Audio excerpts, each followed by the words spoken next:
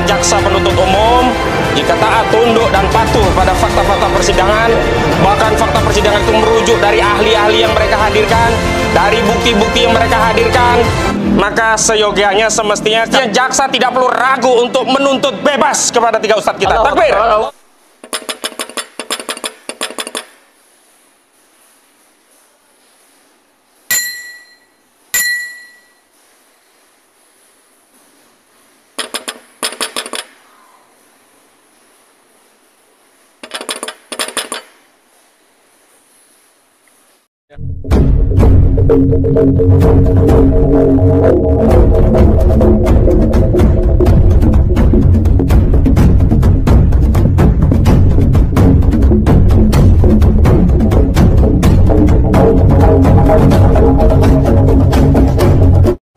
Peristiwa terhadap demikian itu saya tidak tahu menahu karena saya tidak diundang dan tidak hadir dalam acara itu.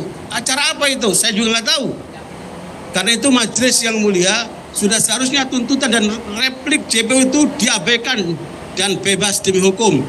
Kawan-kawan itu misalnya menyiapkan suatu perbuatan-perbuatan, apakah itu rapat-rapat atau menyiapkan suatu bahan peledak atau suatu bom tentu, atau merencanakan menghancurkan suatu fasilitas negara tertentu, kan tidak ada sama sekali. Memang negeri ini dirusak dengan sistem yang kacau balau.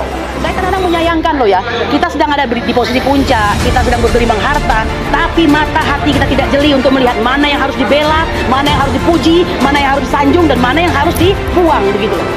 Pakar pidana Dr. Taufik yang menjelaskan runtun, cukup baik dan cukup bagus, menjelaskan satu persatu sampai soal teroris, sampai soal penangkapan yang sifatnya itu ada pelapor tapi pelapornya juga tidak dihadirkan, maka proses hukumnya sudah gagal, tidak bisa dilanjut karena kan tidak lengkap.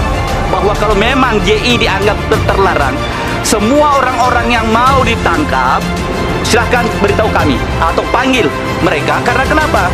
Biar ketahuan siapa-siapa yang memang orang-orang JI, supaya apa tidak ditemui oleh ustaz-ustaz kita. Kalau kayak begini kan ada pembiaran, ada kesengajaan. Jadi boleh saya katakan ada istilah peradilan sesat. Maka ini adalah contoh merupakan peradilan sesat.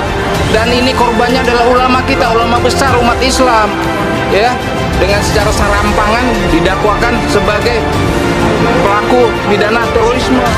Ya semestinya saudara jaksa penuntut umum, jika taat, tunduk, dan patuh pada fakta-fakta persidangan, bahkan fakta persidangan itu merujuk dari ahli-ahli yang mereka hadirkan, dari bukti-bukti yang mereka hadirkan, seperti bukti yang ternyata harusnya diperintahkan oleh majelis hakim, dimusnahkan, tapi ruhnya diangkat dan dijadikan bukti dalam kasus yang menjerat ustadz kita ini Jadi zombie hidup kembali.